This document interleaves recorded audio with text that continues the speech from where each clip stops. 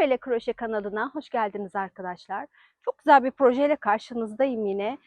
Bu videoyu çekmek için yaklaşık bir 4-5 gündür bekliyorum açıkçası. Çünkü bu kazağı ben pullu ve moher iplerle birlikte örerek yaptım. Pulların güzelliğini size ancak güneş ışığında gösterebilirdim. Dolayısıyla son birkaç gündür burada çok şiddetli yağmurlar vardı ve bu istediğim videoyu çekememiştim. Bugün güneşi yakalayınca hemen videomu çekip bir size yayınlamak istedim açıkçası. Şöyle bir dönerek kazağımı göstermek istiyorum size. Şimdi arkadaşlar kazak dediğim gibi moher ve pullu ipi birlikte örerek yapmış olduğum bir kazak.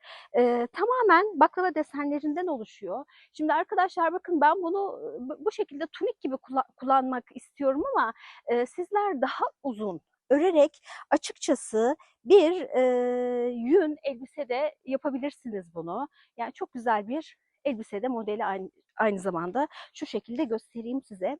Şimdi lafı yine çok fazla uzatmak istemiyorum ve hemen kazağımızın yapımına geçmek istiyorum ancak başlamadan önce kanalıma ücretsiz abone olur, videomu beğenir, bir de yorum bırakırsanız çok mutlu olurum. Hazırsak haydi başlayalım. Malzemelerimi tanıtarak başlamak istiyorum arkadaşlar. Bakın şu şekilde krem rengi, daha doğrusu krem rengi de değil, kırık beyaz bir moher ipim var arkadaşlar. Moher ip yapı gereği çok ince iplerdir. Bir de arkadaşlar bakın şu şekilde simli ve küçücük küçücük farklı renkli pullardan oluşan bakın şu şekilde iplerim var. Pulların küçüklüğünü göstereyim arkadaşlar size. Gerçekten çok küçük pullar. Şimdi kazağın lastik kısmını 4,5 numara milli şişle öreceğim. Örgü kısmına lastikten sonraki desen kısmına geçtiğimde ise 5 numara şişe geçiş yapacağım. Lastik kısmını arkadaşlar normal bildiğimiz bir düz bir ters şeklinde lastik yapacağız. Ve hemen bakın şu sanırım 4,5 numara olan 4,5 numara olan şişimi alıyorum. 5 numarayı bir geriye bırakayım. Şimdi arkadaşlar iki ipimizi birlikte öreceğiz. Dolayısıyla bakın şu şekilde iplerinizi birleştirin. İsterseniz uç kısmına bir düğüm atabilirsiniz. Bakın şu şekilde bir düğüm atalım mesela. İpimiz kaymasın. Şimdi bize modelimiz için 160 adet ilmek lazım. Yalnız milli şiş ile dikişsiz bir kazak öreceğiz. Dolayısıyla ilk başlangıçta 161 adet ilmekle başlayacağız. İlk yaptığımız ilmeği ve son yaptığımız ilmeği birleştirerek ilmek sayımızı 160'a düşüreceğiz. Şimdi arkadaşlar ilmeklerimiz için bakın önce 160 ilmek dedik. Bakın her bir 20 ilmek için şu miktarda bir ip ayıracağım. Bakın 20, şu şekilde 40, şöyle 80,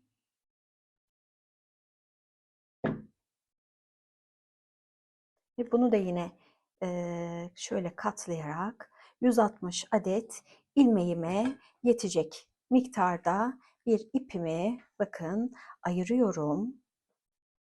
Başlangıç için bu şekilde ipimizi bir ayırmamız gerekiyor. Bakın 160 ilmek. Bir miktar daha fazla bırakacağım arkadaşlar. Fazla eksik gelmesindense fazla gelmesi her zaman daha iyidir. Bakın şöyle ipimizi ayırdık. Şöyle bir miktar ipimi bir açmam gerekiyor arkadaşlar. Evet. Çok sıkı olmayan 161 adet ilmek yapacağız. Bakın arkadaşlar. İpimi ayırdıktan sonra bakın şu şekilde tutuyorum. Şöyle tutuluşunu göstereyim size. Şu kısımda benim kuyruk olarak bırakmış olduğum ip var. Bu kısımda ise yumağıma bağlı olan iplerim var. Bu arada bakın moher ipimle pullu ve simli ipimi birlikte kullanacağım. Dolayısıyla 2 kat olmuş olacak. Bakın ilk etapta birinci ilmeğimi şu şekilde çeviriyorum. Şişimi bakın ipimin altından geçirdim. Şöyle herhalde kameranın dışına taşmayayım da. Bakın arkadaşlar şu şekilde geçirip şöyle bir tur çeviriyorum. Ardından bakın baş parmağımın dış tarafından ipin altından geçiyorum ve hemen işaret parmağımdaki ipten bir adet ilmek alarak 2 adet ilmeğimi oluşturmuş oluyorum. Galiba kameranın dışına çıkıyorum arkadaşlar.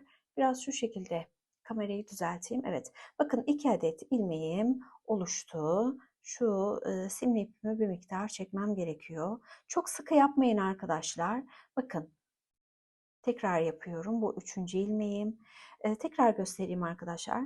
Bakın kuyruk olarak bırakmış olduğum ipim, bakın işaret parmağımın üstünden atlatıyorum. Yumağıma bağlı olan ipi ise bakın arkadaşlar şu şekilde geçirin elinizi, ardından şu şekilde çevirin. Şişinizi baş parmağınızda bulunan ipin bakın dış tarafından bana doğru olan taraftan bakın alttan geçiriyorum ve devam ettirip işaret parmağımdaki ipten bir adet ilmek alıyorum. Bakın bu şekilde 4 adet ilmeğimiz oluştu. Dediğim gibi çok sıkmayın arkadaşlar. Devam edelim. 5, 6, 7, 158, 159, 160, 161. Şimdi arkadaşlar 161 adet ilmeğimizi oluşturduk. Bakın ilmeğinizi oluşturduktan sonra şu şekilde milli şişinizi bırakın ve örgünüzün dönmemiş olmasına dikkat edin. Bakın mesela arkadaşlar bu kısımlar dönmüş. Bunların hepsini aynı şekilde şu şekilde düzeltin. Aksi halde örgünüzü sökmek zorunda kalırsınız arkadaşlar ördükten sonra. Şu şekilde bir düzeltmeniz gerekiyor. Evet. Şimdi arkadaşlar bakın 161 adet ilmek yaptık. Şimdi son yapmış olduğumuz ilmeği bakın 161 adet şöyle bakın sağ şişimdeki ilmeği sol şişime geçiriyorum. Bunu hemen sıkmam gerekiyor ve ardından arkadaşlar bakın burası biraz evet meşakkatli, biraz dikkat etmemiz gerekiyor burada yaparken. Bakın arkadaşlar bir önceki ilmeği, yani benim aslında birinci yapmış olduğum ilmeği bakın şu şekilde son yapmış olduğum ilmeğin üstünden atlatarak şu şekilde ilmeklerimi birleştiriyorum. Milli şişle örgü yaparken buna çok dikkat ediyoruz arkadaşlar. Bakın birleştirdikten sonra bu kuyruk olarak duran ipiniz ve ana ipinizi, yani yumağınıza bağlı olan ipinizi şöyle bir kez düğümleyin arkadaşlar. Bir kere bir düğüm atmanız yeterli. Evet. Şimdi şeyimizi de bir kontrol edelim. Yine bakın örgümüzün ilmekleri şöyle bir dakika arkadaşlar. Neyse çok önemli değil, düzeltiriz bunu. Bakın şu şekilde hepsi aynı yöne baksın lütfen. Benim şu şeylerimi şöyle bir örgümün içinden geçirmem gerekiyor. Tamam. Şimdi bakın arkadaşlar. İlk yaptığımız ilmekle son yapmış olduğumuz ilmeğimizi birleştirdik. Dolayısıyla 161 olan ilmek sayımız bizim 160'a düştü. Ardından kuyruk olarak bıraktığımız iple yumağımızda olan ipimize şöyle bir düğüm attık. Şimdi arkadaşlar bu aşamada bakın benim ipim şu an yumağıma bağlı olan ilmeğim sol şişimde. Hemen sağ şişinize bir adet şu şekilde işaretleyici takın. Çünkü mille örülen örgülerde başlangıç ve bitiş noktamızı şaşırabiliriz. Nerede bir sonraki sıraya nerede geçtiğimizi karıştırabiliriz. Bana kalırsa mutlaka siz de bir işaretleyici kullanın derim. Şimdi bakın arkadaşlar ilk ilmeğimi örmeden aldım. Zaten bunu bir önceki ilmeğimizle birleştirmiştik. Şimdi arkadaşlar bakın bu aşamada bir düz bir ters, bir düz bir ters yaparak örerek lastiğimizi örüyoruz. Bakın arkadaşlar, bunu düz olarak kabul ediyorum. Hemen ipimi ön tarafa alıyorum ve bir ters yapıyorum. Hemen ipimi arka tarafa alıyorum ve bir düz yapıyorum. İpimi ön tarafa alıyorum. Bir düz, bir ters şeklinde devam edeceğiz arkadaşlar. Şimdi bir düz, bir ters örgüyü size çok fazla göstermek istemiyorum. Çünkü birçoğunuz bunu biliyordur. Ama yine de hemen şöyle bir kamerayı yakınlaştırarak yapalım. Bakın en son düz örmüşüz. İpimi ön tarafa alıyorum. Ve bakın şu şekilde bir ters örgü yapıyorum.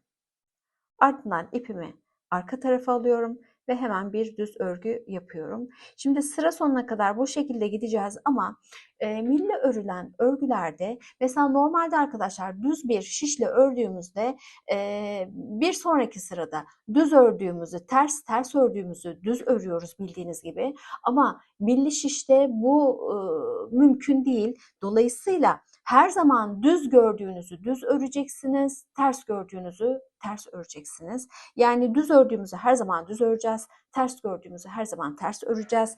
Bu şekilde sıranın sonuna geldiğinizde arkadaşlar işaretleyeceğinize geldiğiniz zaman yeni bir sıraya geçiyorsunuz demektir. Yine aynı şekilde 2 sıra daha yani toplamda 3 sıra lastiğimizi örüp geri gelelim size. Şimdi arkadaşlar lastiğimizi tamamladık. Lastikten sonra artık bizim normal kazağımızın örneğine geçmemiz gerekiyor. Lastiğimizi 4,5 numara şişle ördük. Pardon 4,5 numara evet şişle ördük.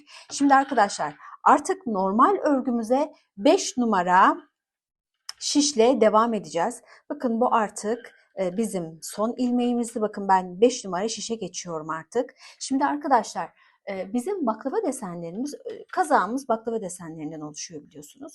Baklava desenlerimizin daha doğrusu şöyle söyleyeyim size. Kazağımızda 10 adet baklava dilimi var. Ve bu 10 adet baklava diliminin her biri 16 ilmekten oluşuyor. Şimdi yalnız bizim başlangıçta bu başlangıç bizim kazağımızın yan tarafına yani koltuk altı hizasına denk gelecek arkadaşlar. Dolayısıyla başlangıçta baklava desenimizin yarısını yapacağız. Ardından 9 adet tam baklavamızı yapacağız. Dönüşte en son kalan ilmeklerle başlangıçta yaptığımız yarım baklavanın geri kalanını yaparak bunu da yine bir tam baklava dilimine tamamlayacağız. Şimdi arkadaşlar öncelikle 7 adet düz örgüyle bakın artık lastik örgüsü yok. Karşımıza gelen bütün ilmekleri düz olsun ters olsun fark etmez. Hepsini düz olarak öreceğiz. Bakın hemen 5 numara şişime geçiyorum ve karşıma gelen ilmeği bakın düz şekilde örerek devam ediyorum. Şimdi arkadaşlar öncelikle 7 adet düz bir şekilde örelim. Bakın 7 adet ilmek öreceğim. İlk ilmeğimi ördüm. 1, 2, 3, 4, 5, 6, 7. Şimdi arkadaşlar şunu da belirteyim size. Ben şu an şişimden kaymasın diye işaretleyicimi takmadım. Yine başlangıç ve bitiş noktamı belirlemek adına bu sırayı tamamladıktan sonra işaretleyicimi yine takacağım. Bakın 7 adet düz örgümüzü, ilmeğimizi, 7 adet ilmeğimizi düz bir şekilde ördük. Ardından arkadaşlar bakın hemen bir adet arttırıyoruz. Ardından karşımıza gelen 2 adet ilmeği sola doğru kesiyoruz. Bakın sola doğru kesmeye bu şekildedir. Sola doğru kestim. Bu bizim birinci ajurumuz. Ardından arkadaşlar geri kalan 9 adet baklava diliminde 14 adet örüp bir arttırıp yine 2 keseceğiz. 14 örüp bir arttırıp 2 keseceğiz. Bu kesmelerimizin hepsi bu arada sola doğru olacak. Bu sırada sadece arkadaşlar. Bakın hemen 14 adet örelim. 1, 2, 3, 4, 5, 6,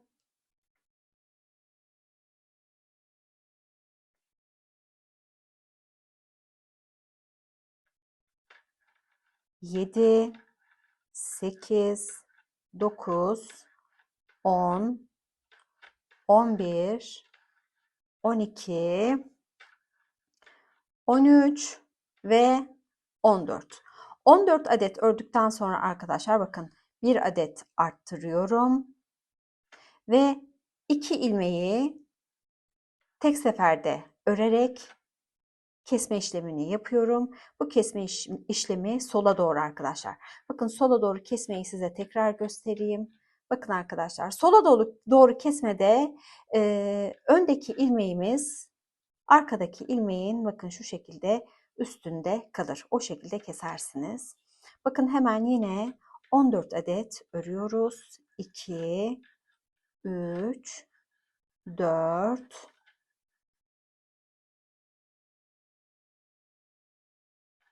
5, 6, 7, 8, 9, 10, 11, 12. Şu şişim masaya sürünüyor arkadaşlar. 13 ve 14. 14 adet ördükten sonra ne yapıyorduk? Bir adet arttırıp sonraki 2 ilmeği sola doğru birlikte kesiyorduk. Şu arkadaki ilmeği bir çevireyim arkadaşlar ki sola doğru rahat kesebileyim. Evet. Şimdi arkadaşlar bu şekilde 14 örüp bir arttırıp bir sola doğru kesme şeklinde sıra sonuna kadar gidelim. En son 7 ilmeğimiz kalacak. 7 ilmeğimiz de artık bu başlangıçtaki baklavamızın geri kalan kısmını oluşturacak. Şimdi bu turu da tamamlayalım. Sıra sonunda yeniden görüşelim. Birinci sıramızı tamamladık arkadaşlar. Bakın en son ne yaptık? Bütün baklava dilimlerimizi yaptıktan sonra düz ördüğümüz 7 ilmekten önce bir kesme, bir ajur yaptık. Yani bir arttırma yaptık. Ne yaptık sonra? Sıramızı bu şekilde tamamladık. Şimdi ne demiştim arkadaşlar? Başlangıç ve bitiş noktamın belli olması adına ben örgüm boyunca bu belirleyiciyi ayrıca kullanacağım. Şimdi arkadaşlar normal düz şişle ördüğümüz zaman bir sıra örneğimizi yapıyoruz. Sonra örgümüzün ters tarafını çevirip sadece düz örüyoruz. Şimdi misinalı şişlerde bunu yapmamız mümkün değil. Çünkü hep örgünün aynı yüzünden örüyoruz arkadaşlar. Misinalı şişlerle örerken örgünün düz yüzeyi bir sıra düz yüzeyinden örüp diğer sıra ters yüzeyinden örmüyoruz. Hep aynı sıradan örüyoruz. Dolayısıyla şimdi arkadaşlar bir önceki sırada sıramızı kurduk, ajurumuzu yaptık. Bu sırada sadece düz öreceğiz arkadaşlar. Hiçbir arttırma, eksiltme yapmayacağız. Nasıl örgümüzün düz şişte ters tarafını örerken nasıl dümdüz örüyorsak burada da yine dümdüz öreceğiz. Yalnız düz şişten şöyle bir farkı var. Düz şişle ördüğümüz zaman bir sırada düz örüyorsak diğer sırada ters örüyorduk. Misinalı şişle örerken arkadaşlar hep düz yüzeyi bize baktığı için bakın bizim örneğimizde düz örgüden oluşuyor. Haroşa örgü yok bizim örneğimizde. Dolayısıyla hep düz öreceğiz arkadaşlar. Yani bu sırada herhangi bir arttırma, eksiltme yapmadan düz öreceğiz. Mesela ondan sonraki sırada yine ajurlarımızı yapacağız. Ondan sonraki sırada hiçbir işlem yapmadan dümdüz öreceğiz. Misinalı şişle bu şekilde örülüyor. Şimdi hemen arkadaşlar düz örmeye birlikte başlayalım. Bakın işaretleyicimi taktım. Bakın ilk ilmeğimi de örüyorum. Dümdüz örüyoruz arkadaşlar. Hiçbir şey yapmıyoruz. Hiçbir fark yok. Herhangi bir arttırma yahut eksiltme yapmıyoruz. Sıra sonuna kadar bu şekilde dümdüz örerek devam edelim. Bakın ajura geldim. Ajuru da düz örüyorum arkadaşlar. Hiçbir farkı yok. Dümdüz örerek devam edelim. Lastikten sonra bir tur ördük arkadaşlar. Ajurumuzu yaparak. Ardından bir tur herhangi bir arttırma yahut eksiltme yapmadan bir tur daha ördük. Yani lastikten sonraki 3. sıraya başlıyoruz. Şimdi hemen başlangıç ve bitiş noktamın belli olması adına yine işaretleyicimi takıyorum ve lastikten sonraki 3. sıramıza başlıyoruz. Bu sırada yeniden ajur ve kesme yapacağız arkadaşlar. Şimdi ilk sıramızda 7 adet ilmek ördük. Ardından bir ajur yapmıştık. Şimdi hemen öncelikle bir 5 adet örüyoruz arkadaşlar. Bakın 1, 2, 3, 4, 5. Şimdi ilk ajur olan sıramızda arkadaşlar tek bir ajur yapmıştık. Şimdiki sıradan itibaren her baklava diliminin 2'şer adet ajuru olacak. Dolayısıyla bakın arkadaşlar 5 adet ördük. Şimdi bir kesme işlemi yapacağız ama daha önce sola doğru kesme yapmıştık. Şimdi bu ilk ajurumuzun kesmesini sağa doğru yapacağız. Sağa doğru yapmak için arkadaşlar bakın şu şekilde sağa doğru kesmede arkadaşlar ikinci ilmeğinizin altından şişinizi bakın şu şekilde geçiriyorsunuz.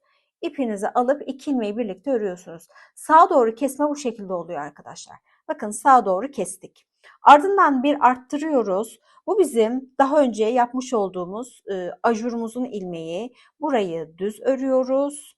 Bakın şimdi bir tane daha arttıracağım. Bakın yine arttırdık. Çünkü bu defa ajurumuzun artık sağından ve solundan genişlemeler olacak. Bakın bir adet arttırdım. Şimdi sola doğru kesme yapacağım arkadaşlar. Sola doğru kesmek için bakın şu alttaki ilmeğimi çeviriyorum.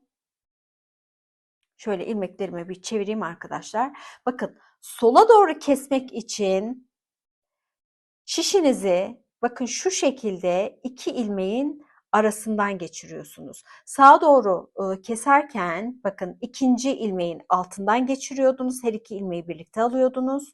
Sola doğru keserken bakın ilmeklerin şu şekilde içinden girip kesme işleminizi yapıyorsunuz. Bu bizim sola doğru kesmemizdi. Bakın bir önceki sırada 14 ilmek örmüştük. Bakın şimdi 12 öreceğiz. Bu aradaki ilmeklerimizin sayısı artık azalacak arkadaşlar. Bakın 1, 2, 3, 4, 5, 6, 7, 8, 9, 10,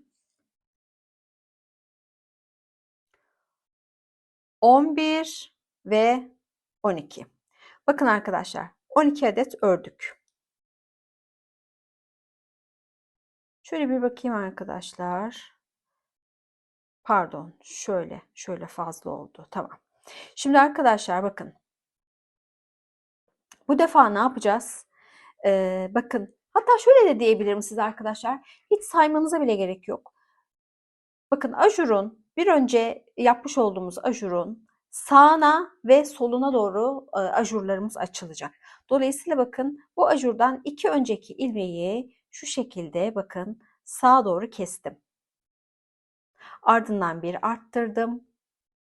Ajuru ördüm ve bu defa tekrar bir arttırıyorum ve bu defa sola doğru kesiyorum arkadaşlar. Bakın hemen sola doğru kesme işlemimizi yapalım. Bakın sağ ve sola kestiğimizde bir sonraki sırada daha net belli olacak arkadaşlar. Bakın bir tane daha yapalım hemen birlikte. Bir ilmeklerimi bir saymak istiyorum hemen arkadaşlar. 2, 4, 6, 8, 10, 12 evet. Şimdi bakın hemen ilmeklerimizi örmeye devam edelim. Ajurumuza gelmeden 2 ilmek önce. Bakın bu defa saymayacağım. Bakın. Ajurumuza gelmeden 2 ilmek önce. Sayınca benim de biraz kafam karışıyor arkadaşlar. Bakın ajurum burada. Ajurumdan 2 önceki ilmeği hemen sağa doğru kesiyorum. Bir arttırıyorum. Bakın ajurumu ördüm. Bir tane daha arttırdım. Bu defa sola doğru kesiyorum arkadaşlar. Ajurun sağından ve solundan yine genişleterek ajurlar yapıyoruz. Şimdi arkadaşlar bu şekilde sıra sonuna kadar devam edelim. Bu sırayı bu şekilde tamamlayacağız. Ardından sonraki sırada herhangi bir arttırma ya da eksiltme yapmayacağız. Ondan sonraki sırayı da yine bir göstereceğim size. Yani ajurlu olan sırayı göstereceğim. Ondan sonra zaten mantığını kavramış olacaksınız. Şimdi arkadaşlar bu sırayı tamamlayalım. Ardından herhangi bir arttırma eksiltme yapmadan bir sonraki sıramızı da tamamlayalım. Yeniden ajur yapacağımız sırada buluşalım. Lastikten sonraki 4. sıramızı da tamamladık arkadaşlar. Bakın hemen şu şekilde ajurlarımı size bir göstereyim. Yavaş yavaş artık bak ördükçe baklava desenlerimiz ortaya çıkmaya başlayacak. Bakın arkadaşlar yeni sırama, yeni turuma başlıyorum. Bu sırada artık yine ajur yapacağız ve kesme yapacağız. Şimdi arkadaşlar bakın ilmekleri hiç saymayacağım. Sadece ajura geldiğim zaman bakın şöyle göstereyim size. Burada benim bakın ilk sırada bir adet ajur yapmıştım. İkinci sırada herhangi bir ajur ya da kesme yapmadım.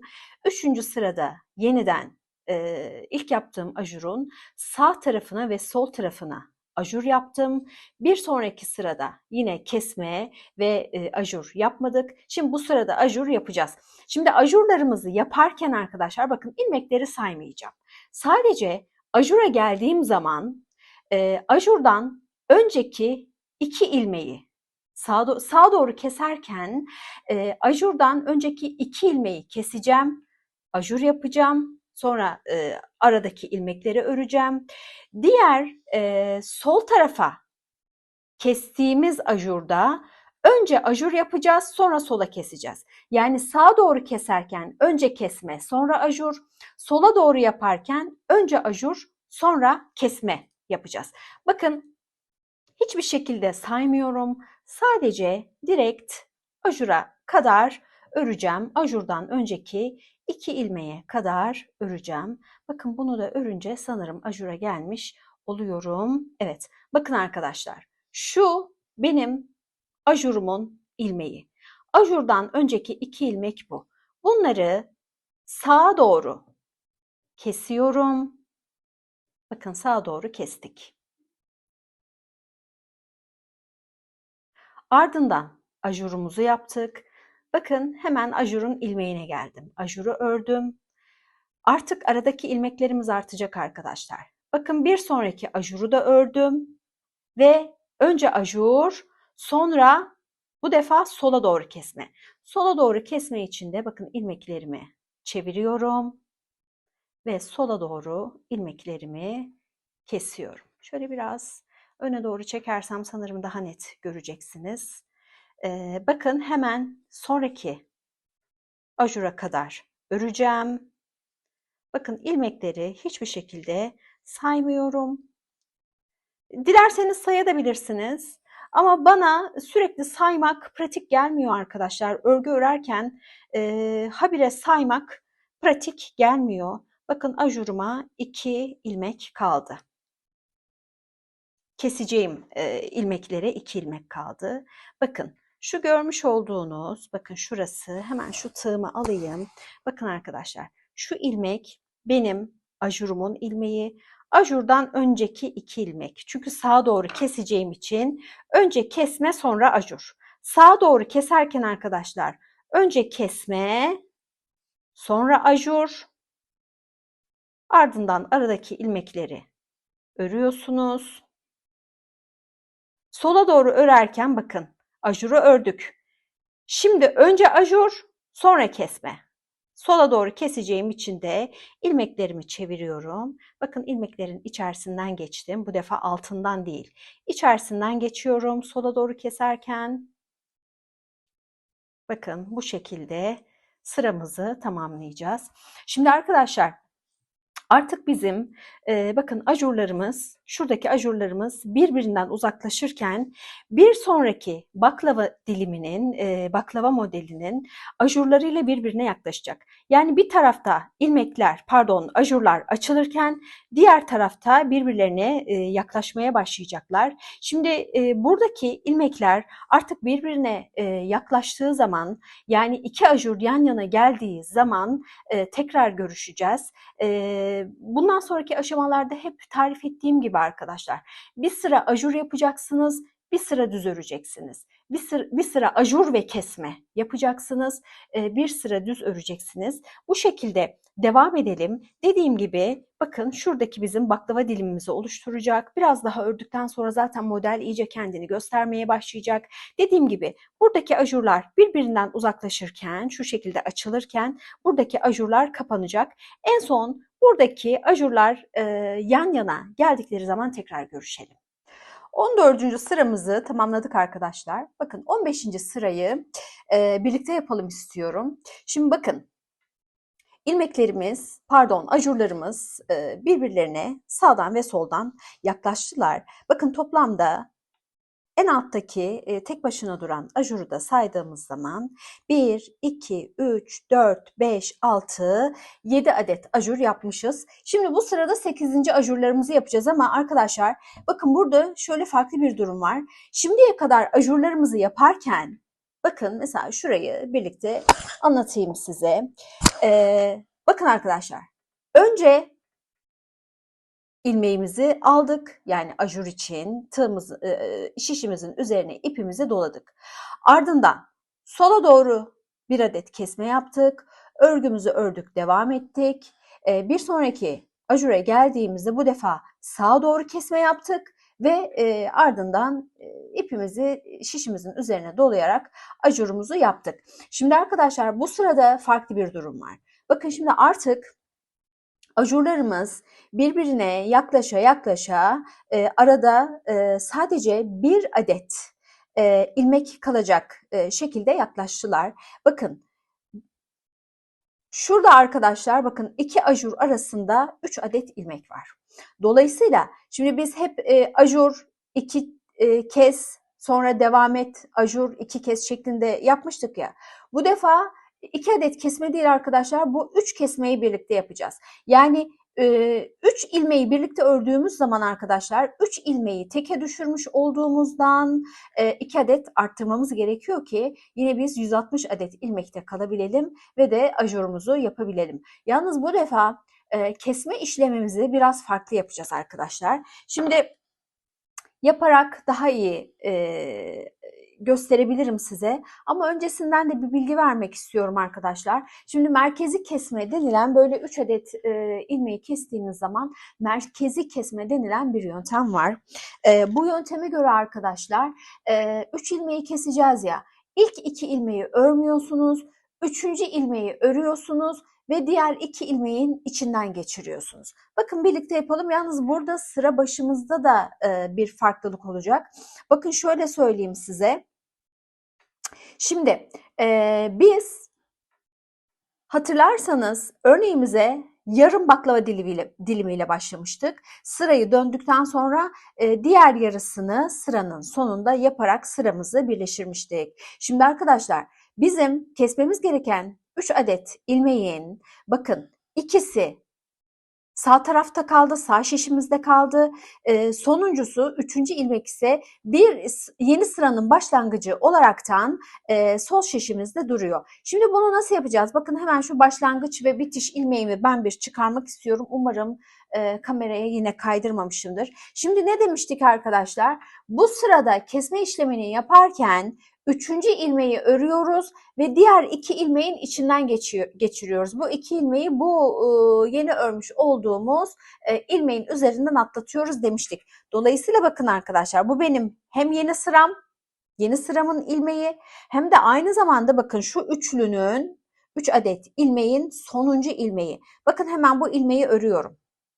Ardından bakın sıranın başında duran şu 2 ilmeğim var ya arkadaşlar benim. Pardon, sıranın sonunda duran.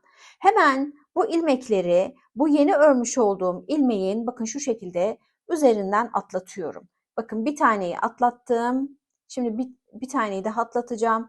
Dolayısıyla buradaki ilmek sayımı teke düşürmüş oldum. Kesmeyi bu şekilde yaptım. Hemen bu ilmeği sol tarafa alıp yine işaretleyicimi başlangıç ve bitiş noktası olarak takmak istiyorum. Şimdi arkadaşlar bu ilmeğin normal koşullarda sağına ve soluna bizim ajur yapmamız gerekiyor.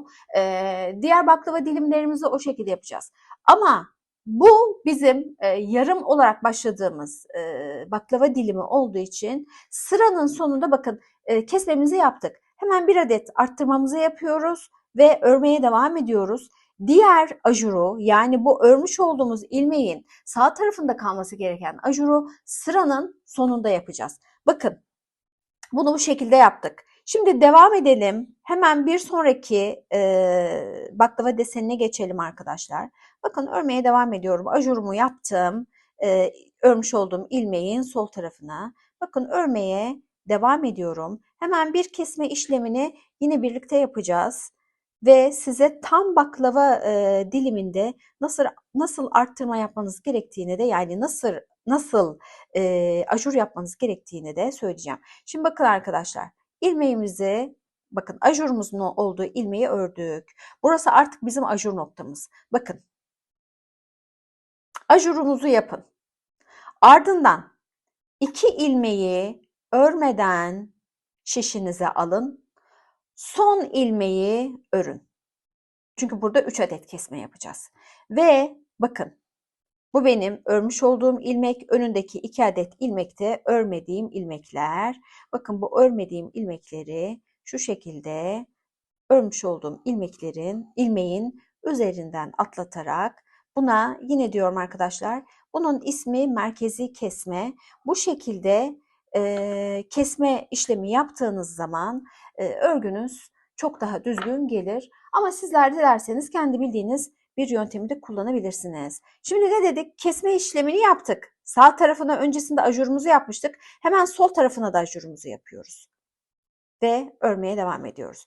Yani şimdi arkadaşlar baklava desenlerimizin son 2 ajuru artık iyice yaklaştı, birbirine sırt sırta verdi. Şimdi bir sonraki sırada ne yapacağız? Bir sonraki sırada bakın bizim ajurumuz baklava dilimimiz keskin hatlardan oluşuyor. Dolayısıyla bu 2 ajuru yaptık ya arkadaşlar, bir sonraki sırada şimdi bu 2 ajurun üzerine, daha doğrusu bir sonraki sırada hiçbir arttırma eksiltme yapmadan düz öreceğiz. Bu bizim 15. sıramızdı. 16. sıramızda dümdüz öreceğiz. 17. sıramızda bakın sadece tek bir ajur yapacağız. Bakın bir baklava desenini daha birlikte yapayım sizle. Daha sonra sıra sonuna kadar, hatta bir sonraki sıranın sonuna kadar örmenizi isteyeceğim sizden. Bakın dümdüz örüyorum arkadaşlar. Ta ki ajuruma gelene kadar. Evet, bakın arkadaşlar, ajura geldik. Bakın ajurun ilmeğini de ördüm. Ne yapıyorduk arkadaşlar? Bakın karşıma keseceğim 3 adet ilmek çıktı. Bakın bu 3 adet ilmeğin zaten sol tarafında, bakın sol tarafında bir önceki sırada, daha doğrusu 13. sırada yapmış olduğum ajurun ilmeği var. Şimdi ne dedik arkadaşlar? Arttırmamızı yapıyoruz. Ardından 2 adet ilmeği örmeden alıyoruz. Ve 3. ilmeğimizi örüyoruz. Bakın 3. ilmeğimizi örüyoruz ve örmemiş olduğumuz bu 2 adet ilmeği şu şekilde örmüş olduğumuz ilmeğin üstünden atlatıyoruz. Bir saniye arkadaşlar. Bakın şu şekilde örmüş olduğum ilmeğin üstünden atlatacağım. Bana tığla atlatmak daha kolay geliyor arkadaşlar. Sizler kendi istediğiniz yöntemle bunu yapabilirsiniz. Daha pratik bir yöntem biliyorsanız hatta bana da yazabilirsiniz. Bakın ne yaptık? Üçünü kestik. Öncesinde ajur yapmıştık. Hemen yine bir adet ajurumuzu yapıyoruz. Dolamamızı yapıyoruz. Örmeye devam ediyoruz. Ta ki bir sonraki ajura kadar. Şimdi arkadaşlar tüm sıramızı bu şekilde tamamlayalım. Sıranın sonuna geldiğinizde bakın arkadaşlar. Sıranın başında 3 adet kesmemizi yaptık. Ondan sonra dolamamızı yaptık, arttırmamızı yaptık. Ama kesmenin önündeki sağındaki arttırmayı yapmadık, dolamayı yapmadık hatırlarsanız. Şimdi sırayı normal size gösterdiğim şekilde tamamlayın. Ama lütfen sıranın sonunda yeni sıraya geçmeden önce muhakkak dolamanızı yapın. Ardından bakın bu bizim 15. sıramız. 16. sırada herhangi bir arttırma yahut kesme işlemi yapmadan dümdüz örün. 17. sırada tekrar görüşelim. 16. sıramızı da tamamladık arkadaşlar. Şimdi 17. sıraya başlamadan önce ne yaptığımızı bir şöyle özet geçmek istiyorum size arkadaşlar. 15. sırada ne yaptığımızı şöyle bir tekrar söyleyeyim. Bakın arkadaşlar 15. sırada şöyle net gösterebiliyorum umarım kameraya. Şöyle tığımı alayım. Bakın arkadaşlar 15. sırada sırt sırta vermiş 2 ajur yaptık. Ve bu 2 ajurun arasında 3 ilmeği tek seferde kesmek suretiyle elde etmiş olduğumuz bir adet ilmeğimiz var. 16. sırada arkadaşlar herhangi bir arttırma yahut eksiltme yapmadan dümdüz ördük. Geldik şimdi 17. sıramıza. Bakın arkadaşlar şurası benim sıra başım. Bakın sıra başında şu ilmeğimi hemen bu tarafa alayım. Şimdi 15. sıranın sonunda hatırlarsanız size şöyle bir şey söylemiştim. 15. sıranın ilk başlangıcında kesmemizi yapmıştık ama ajurumuzu sıra sonunda yapacağız demiştik. Lütfen bu ajurunuzu da yapmayı unutmayın. Bakın 16. sırada bu ajurumu ördüm. Sıranın başına yeniden başlıyorum. Şimdi arkadaşlar bu sırada şimdi her baklava diliminde bakın dikkat ederseniz ikişer tane ajur yapmıştık. Yalnız bakın başlangıçta bizim baklava dilimimizin sivri ucunu oluşturan sadece bir adet ajurumuz var. Şimdi bu sırada baklavamızı iyice genişlettik. Şimdi bu sivri ucu yapacağız. Bu aşağıdaki tekli olan sivri ucunun aynısını şimdi bu sıraya yapacağız. Yani ne yapacağız arkadaşlar? Bakın şimdiye kadar hep 2 ajur yapmıştık. Bu sırada sadece bir ajur yapacağız. Bakın bu benim İlk ilmeğim, sıramın başındaki ilk ilmeğim, 3 adet ilmeği kesmek suretiyle elde etmiş olduğum şöyle tek bir ilmeğim var. Bu ilmeğe bakın gelmeden hemen ilk bir arttırmamı yapıyorum, dolamamı yapıyorum şöyle. Ardından arkadaşlar bu ilmeği sağa doğru keseceğim. İlmeğimi bir sonraki ilmeği bir çevireyim ki arkadaşlar rahat kesebileyim. Bakın önce doladık. Şöyle elimi öne doğru çekeyim. Önce doladık. Mikrofonumu da kontrol edeyim. Tamam. Bakın ilk önce doladık. Sıranın başındayız. Önce doladık. Ardından sağa doğru 2 ilmeği kestik. Dolayısıyla tek bir ajur yapmış olduk. Şimdi arkadaşlar yine 15. sırada 3 adet ilmeği tek ilmek yapmak suretiyle elde etmiş olduğumuz ilmeğe kadar dümdüz örüyoruz. Herhangi bir arttırma, eksiltme, ajur hiçbir şey yapmadan şöyle ipimi bir miktar rahatlatayım arkadaşlar. Bakın dümdüz gidiyorum. O ilmeğim benim burada. Bakın bu ilmeğe ulaşana kadar geliyorum ama bu ilmeği örmüyorum. Bakın arkadaşlar ilmeğe geldim. Zaten ilmeğin hemen önünde ajur olduğu için rahatlıkla bulabilirsiniz. Bakın 3 adet ilmeğimi tek ilmek yapmak suretiyle elde etmiş olduğum ilmek şu ilmek arkadaşlar. Bakın öncesinde arttırmamı yapıyorum. Ardından bu 2 ilmeği sıradaki 2 ilmeği şöyle arkadaşlar önce bir çevireyim. Sağa doğru keseceğim. Önce ilmeklerimi çevirdim. Tamam bu arada doladığım ip açılmış oldu. Hemen bu ipi tekrar doluyorum. Bakın bu 2 ilmeği sıradaki 2 ilmeği sıradaki 2 ilmekten bir tanesi 15. sırada 3 adet ilmeği tek ilmeği çevirdiğimiz ilmek arkadaşlar. Bakın sıradaki 2 ilmeği tek ilmeğe çevirerek kesme işlemini yaptım. Yani bir doladım, bir kestim. Şimdi ne yapıyorum? Yine bir sonraki baklavanın baklava diliminin deseninin 3 adet ilmeğini tek ilmeğe çevirdiğim ilmeğe kadar örüyorum. Bu ilmeğin hemen önünde bir ajur var. Dolayısıyla bu ilmeğe geldiğimde rahatlıkla yerini bulabileceğim. Bakın arkadaşlar, hiçbir şey yapmıyorum. Sadece dümdüz örüyorum. Bakın, ajura geldim, hemen ördüm. Demek ki sonrasında 3 adet ilmeği tek ilmek yaptığım ilmek var. Bakın, bu şu ilmek, 3 adet ilmeği 15. sırada tek ilmeğe çevirdiğim ilmek. Bunları hemen önce bir çevirelim. Hemen çevirdik. Sağa doğru. Pardon arkadaşlar, hep sağa doğru kesme dedim. Sola doğru kesiyoruz arkadaşlar. Sola doğru kesiyoruz. Hemen arttırmamı yaptım. Dolamamı yaptım. Ve bu ilmekleri sola doğru kestim. Çok özür dilerim arkadaşlar. Sanırım diğer iki baklava diliminde de sağa doğru dedim. Sola doğru kesiyoruz arkadaşlar. Bakın. Dolamamı yaptım, kestim. Şimdi yine dümdüz örüyorum. Şimdi arkadaşlar, bu sıranın sonuna kadar bu şekilde gidelim. Ardından bir sonraki sırada herhangi bir dolama, arttırma, eksiltme yapmadan 18. sırayı da dümdüz örüp tamamlayalım. Sonra geri gelelim. Yeniden model kurulumuna geçeceğiz. Baklava dilimi desenimizin arkadaşlar, bakın şu en üstteki tekli baklava dilimi desenimizi sivri yapan ajurunu yaptık. Şimdi bu sıradan itibaren arkadaşlar, nasıl ilk sırada bir adet yaptık. Daha sonra bu ajurun sağına soluna birer adet ajur yapmak suretiyle ajur sayımızı 2'ye çıkardıysak, bu sırada da yine aynısını yapacağız arkadaşlar. Sonraki ve takip eden sıralarda da daha önce ne yaptıysak aynılarını yapacağız. Hep bir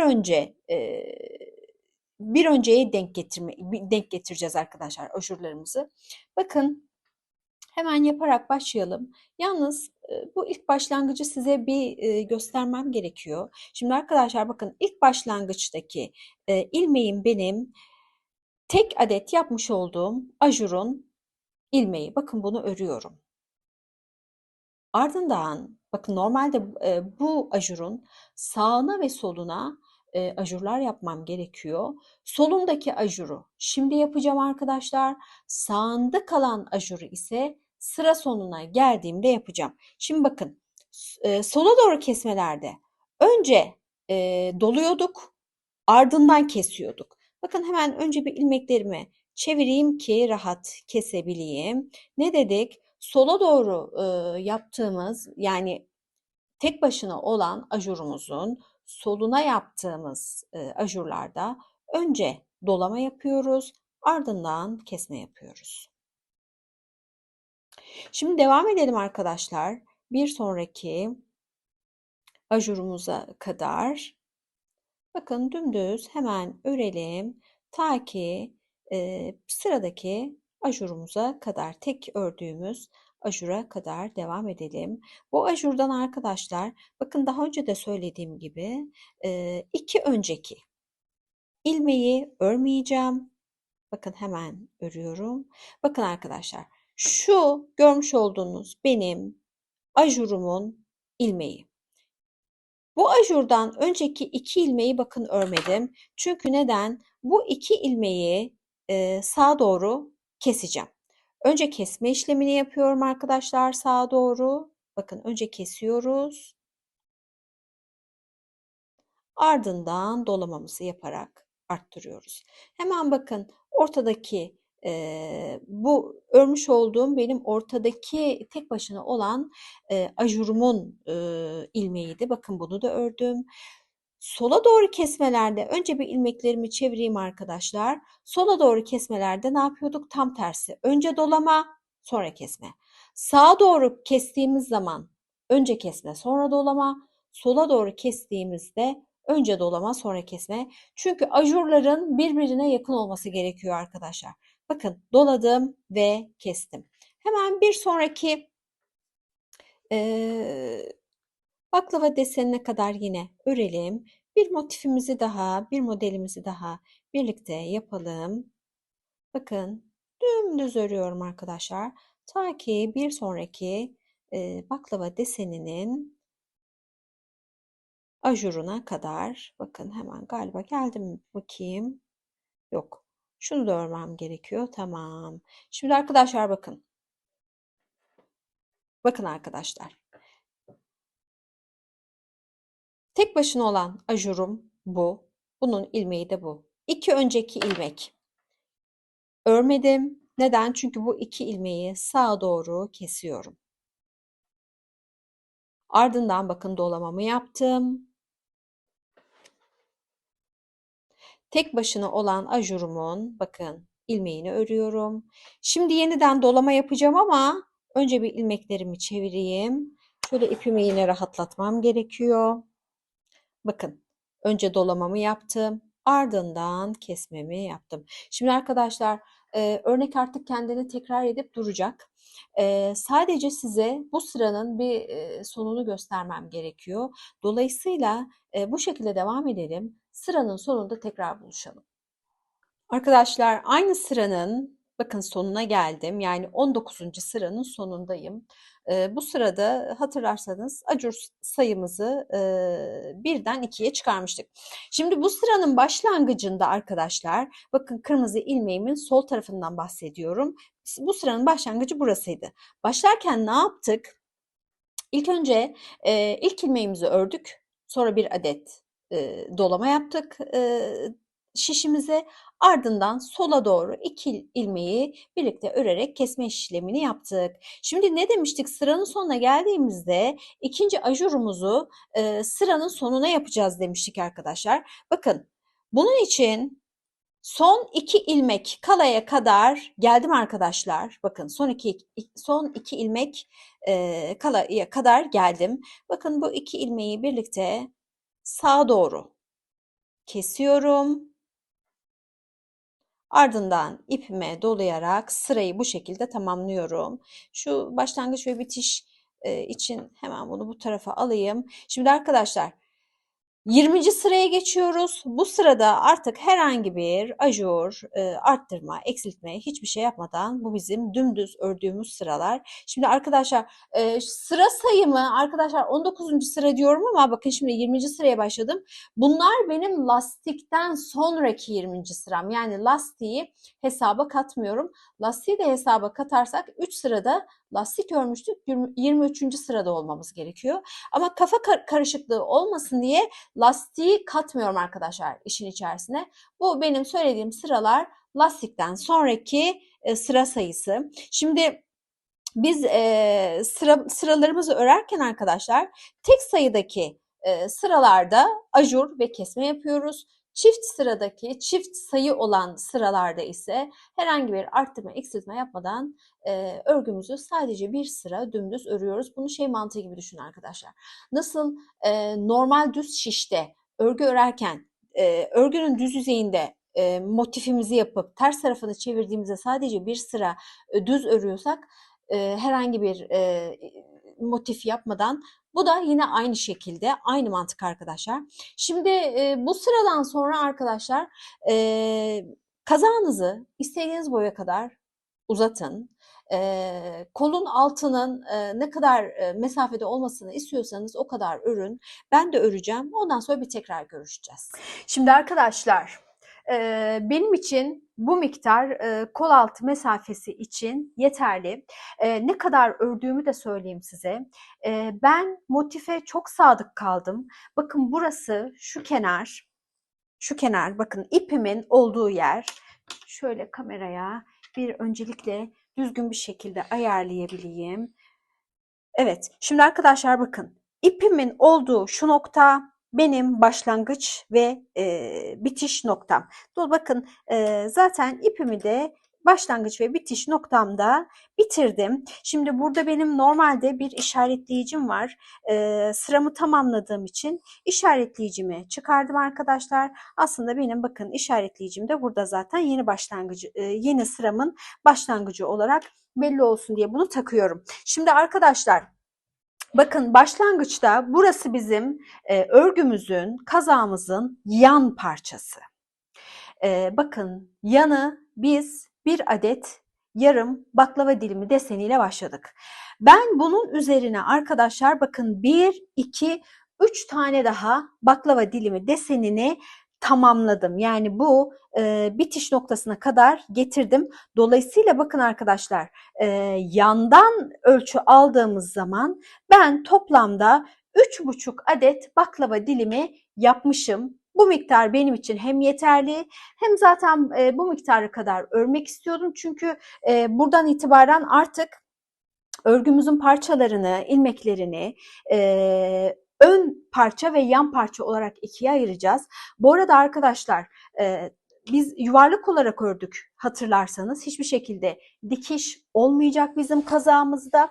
Ama bu aşamadan sonra artık ön ve arka olarak ayırmamız gerekiyor. Yalnız kol kesmeyeceğim arkadaşlar.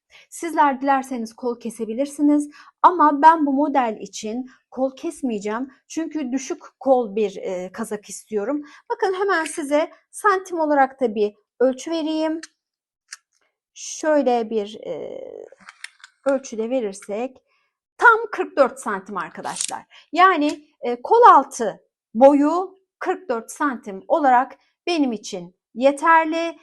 Zaten en başta da dediğim gibi bu şekilde planlamıştım. Tam üçüncü tam baklava deseninin bitiminde kol ayrımına geçecektim. Şimdi arkadaşlar ne yapacağız? Bakın ben 160 adet ilmekle başlamıştık biz hatırlarsanız. Şimdi 80 ayıracağım. Yani 80 ilmek ön tarafa gelecek, 80 ilmek arka tarafa gelecek. Tabii ki bunu başlangıç ve bitiş noktam olan yan taraftan itibaren ayırıyorum. Yani bir yanı yarım olarak alacağız. Ön parçamız devam edecek. Diğer yanda yarım olarak gelecek. Şimdi kolu hiçbir şekilde kesmeyeceğim dedim. Sizler isterseniz işte 4-3-2-1 ya da 3-2-1 şeklinde her sırada kesebilirsiniz. Şimdi örgümüzü örerken biz milli şişle ördüğümüz için her sırayı bir tur olarak döndük. İkinci sırada yani ikinci turda eğer bir önceki turda motif yapmışsak bir sonraki turda motif yapmadık. Şimdi artık koşullar değişiyor arkadaşlar. Bir sırayı düz örüyorsak ardından örgümüzü çevirip ters öreceğiz. Yani örgümüz bize baktığı zaman yine ajurlarımızı ve kesme işlemlerimizi yapacağız. Ama bu defa yuvarlak gitmeyeceğiz. Bakın şuraya kadar öreceğim. Ayrı bir şişe geçireceğim şimdi arkadaşlar. Şu işaretleyicimin olduğu yere kadar öreceğim. Ardından örgümü ters çevirip artık klasik 2 şişle örme şeklinde öreceğim. Ardından arkadaşlar kolun üstündeki miktarı da boğaza kadar, boyuna kadar, istediğim boya kadar getireceğim. Ardından tekrar görüşeceğiz. Bu arada arkadaşlar örerken ilmeğim hangi motifte kalmışsa, hangi desende kalmışsa o desende devam ettireceğim. Hiçbir şekilde örneğimizi bozmayacağız. Şimdi bakın arkadaşlar. Bir miktar birlikte örelim. Çok daha iyi anlayacaksınız. Bakın 80 adet ilmeğimi şu şekilde işaretledim. Tek tek saymaktansa işaretlemeyi tercih ettim. Şimdi arkadaşlar bakın. Normalde bakın benim bu ilmeğim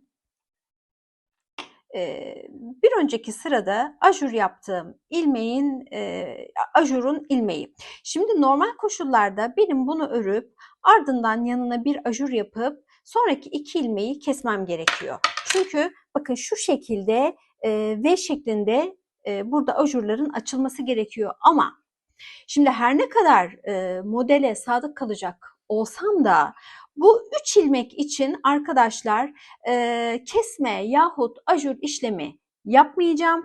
Çünkü burada benim bir güvenli bölge oluşturmam gerekiyor. Kolu ayrıca örüp eklemeyeceğiz arkadaşlar. Kolu da bu kenardan ilmek almak suretiyle öreceğiz. Dolayısıyla başlangıçtaki ilmeklerimizi ister düz sırada olsun ister ters sırada olsun. Başlangıçtaki ilmeklerimizi bu modelde öreceğiz. Bakın arkadaşlar ilk ilmeği ördüm. Ne dedik? Normalde benim buraya ajur yapıp kesme yapmam gerekiyordu. Ama bakın bu 3 ilmek için sadece bu 3 ilmek için bir de sıranın sonundaki 3 ilmek için kesme yahut ajur yapmayacağım. Burada şöyle bir güvenli bölge oluşturmak için bakın burayı dümdüz ördüm. Yalnız bu 3 ilmekten sonraki bir yere ajur gelirse buraya ajuru yerleştireceğim arkadaşlar. O konuda da bilginiz olsun. Bakın sadece dümdüz örerek devam ediyoruz. Farklı hiçbir şey yapmayacağız arkadaşlar. Ajur yapmam gereken yerde ajur yapacağım. Kesme yapmam gereken yerde kesme yapacağım. Sadece başlangıçtaki ilk 3 ilmek hariç. Bir iki sıra sonra arkadaşlar bakın şu 3 sıranın önüne gelmeye başlayacak ajurlar. Oraya artık ajurumu yerleştireceğim. Aradaki ilmek sayısını diğer baklava dilimlerine sayarak ayarlayabilirsiniz. Nereye geleceğini bu şekilde hesap edebilirsiniz arkadaşlar. Zaten kaza yapmaya başladıysanız eğer bu aşamaya kadar da ördüyseniz artık modele hakimsiniz demektir. Bakın normal dümdüz örelim bir miktar. Nerede benim ajurum? İlmek kaçırıyordum. Evet. Bakın ajurum benim tam olarak şunu da ördükten sonra başlayacak. Bakın burada önce bir sağa doğru kesme yapacağız. Ardından bir adet dolama yapacağız. Bakın bu benim orta ilmeğim. Bakın hemen bir sonrakinde de yine önce ajur sonra kesme yapacağız ama ben ajurdan önce bir ilmeklerimi evet çevirmişim zaten. Bakın dolamayı yapıp bu defa ilmeklerimi sola doğru kesiyorum. Bakın arkadaşlar bu şekilde devam edelim. Sıra sonunda tekrar buluşalım. Dönüşü göstereceğim size. Ondan sonra dümdüz öreceğiz zaten. Farklı hiçbir şey olmayacak. Şimdi bakın arkadaşlar sıranın sonuna yaklaştım. Şimdi bu işaretleyiciyi taktığım yerden itibaren artık bu bizim bu ilmekler arka tarafın ilmekleri olacak. Dolayısıyla ben burada ön ilmekleri bitireceğim. Şimdi bakın normalde benim bu ilmeğimin önündeki 2 ilmeği kesip ardından şuraya bir ajur yapmam gerekiyordu. Son ilmek ajur olamayacağına göre her halükarda yapamayacağım. O ayrı bir konu ama ne demiştik? İlk 3 ve son 3 ilmeğe kesinlikle ajur ve kesme yapmayacağız. Güvenli bölge oluşturacağız demiştik zaten. Şimdi dolayısıyla bakın bu 3 ilmeği herhangi bir ajur yahut kesme yapmadan bakın dümdüz öreceğim ve tamamlayacağım. Evet 80. ilmeğimize de geldik. Artık bunu çıkarabiliriz. Şu şekilde dursun. Şimdi bakın arkadaşlar. Artık örgümüzü normal 2 şişle nasıl örüyorsak o şekilde ters çevirerek örmeye devam edeceğiz. Şimdi bu aşamaya kadar ön ve arka parçaları hep dairesel şekilde birlikte örmüştük. Ama artık o şekilde devam edemeyeceğiz. Çünkü ön ve arka parça ayrımı var dedik. Şimdi ön sırayı düz yuvarlak örerken arkadaşlar hep düz ördük. Ama 2 şişe geçtikten sonra bakın ön sıraları düz öreceğiz. Ön kısmı yani örgümüzün ön yüzeyi bize bakarken düz öreceğiz. Arka kısmını çevirdiğimiz zamansa artık ters örgüye yani haroşa örgüye geçeceğiz. Bakın içi de haroşa deseni. Aslında haroşa da çok güzel duruyor arkadaşlar. Bir ara haroşayla da güzel bir şeyler örelim. Ayarlayıp örelim. Güzel bir model ayarlayalım ve onu da örelim. Şimdi bakın örgümün ters yüzeyine geçtim. Ne dedik? İlk ilmeği yine de örüyoruz. Bu modelde arkadaşlar unutmayın muhakkak ilk ilmekleri yine öreceğiz.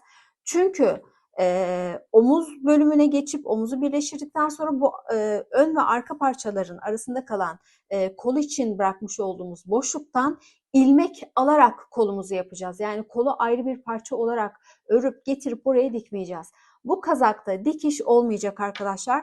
Dolayısıyla düzgün bir şekilde ilmek alabilmemiz için bizim ilk ilmekleri örmemiz gerekiyor.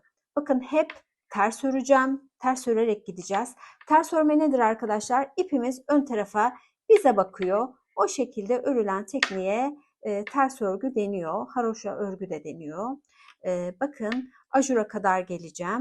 Ajuru da ters öreceğim arkadaşlar. İpim hiçbir şekilde şişimin dış tarafına geçmeyecek. hep bana doğru olan tarafta duracak. Evet, arada bir kamerayı kontrol edeyim çünkü elimi kaydırabiliyorum maalesef.